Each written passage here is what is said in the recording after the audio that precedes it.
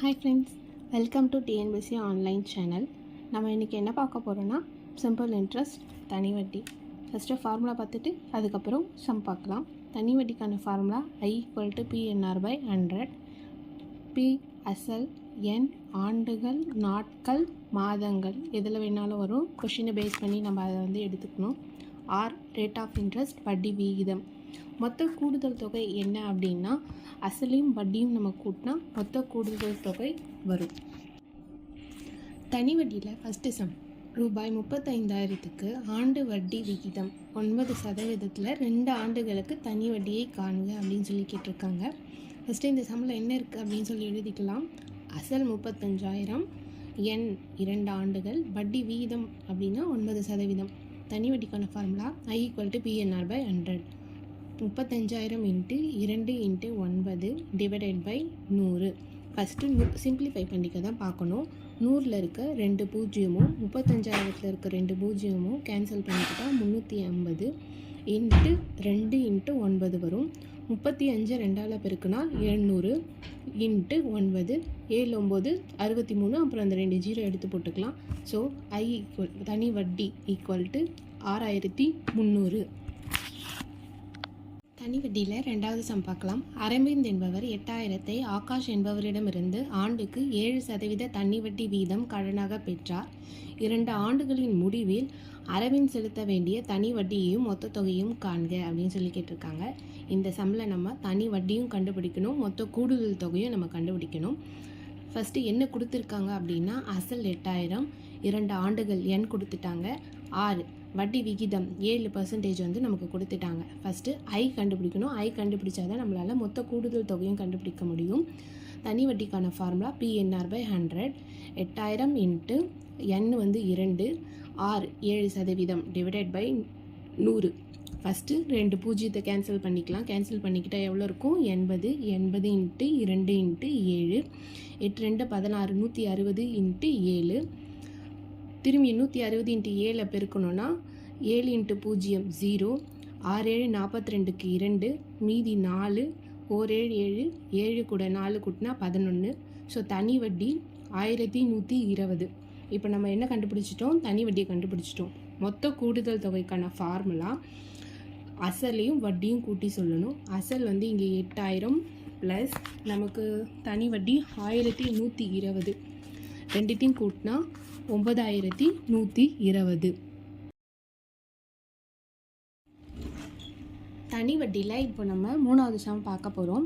ஷீலா என்பவர் ஒரு குறிப்பிட்ட அசலுக்கு 4 ஆண்டுகளுக்கு 9.5% வட்டி வீதத்தில் தனி வட்டியாக ரூபாய் 21,280 செலுத்தினார் எனில் அசலை காண்க அப்படின்னு சொல்லியிருக்காங்க. ப்ரீவியஸாக நம்ம பார்த்த சம்மில் என்ன கேட்டிருக்காங்கன்னா தனி வட்டி, அதாவது நம்ம ஃபார்முலா போட்டு அப்படியே எடுத்து ஆன்சர் போடுற மாதிரி தான் இருந்தது. இந்த சம்மில் என்ன கேட்குறாங்கன்னா நமக்கு தனி வட்டியை கொடுத்துட்டு அந்த தனி வட்டிக்கான அசல் எவ்வளோ அப்படின்னு சொல்லி கேட்டிருக்காங்க.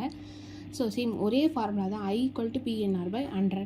நமக்கு இங்கே என்னெல்லாம் தெரியும்னா ஆண்டு கொடுத்துட்டாங்க, R 9.5% கொடுத்துட்டாங்க, தனி வட்டி 21,280 கொடுத்துட்டாங்க. ஸோ ஃபார்முலாவில் என்ன இருக்கோ நம்ம அப்படியே எடுத்து எழுதிக்கலாம்.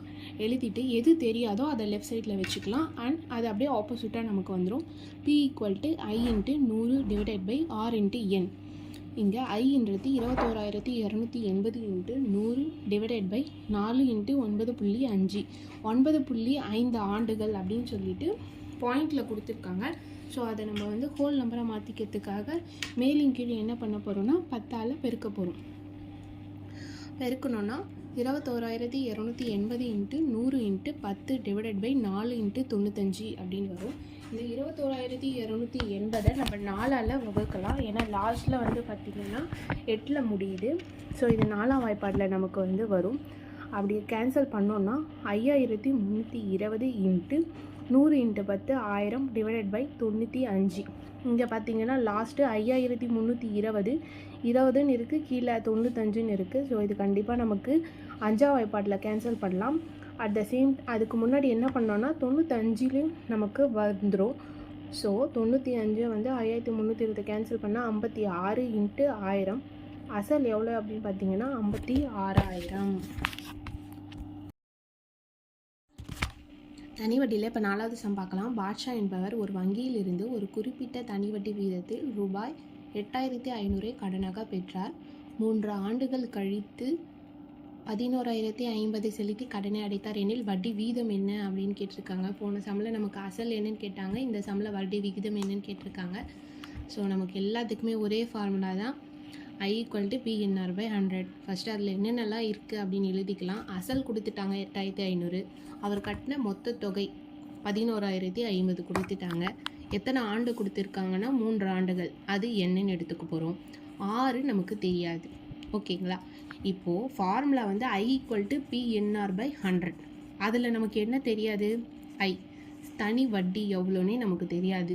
தனி வட்டிக்கு தெரியாது, பட் அவங்க என்ன கொடுத்துட்டாங்க, அதுக்கு பதில் மொத்த தொகை கொடுத்துட்டாங்க. இப்போ நம்ம மொத்த தொகைக்கான ஃபார்முலா என்ன? A = P + I.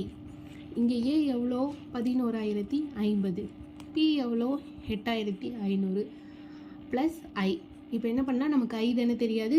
So I மட்டும் வச்சுக்கிட்டு = 11,050 மைனஸ் 8,500 கழிச்சா நமக்கு தனி வட்டி 2,550 கிடச்சிடுமா?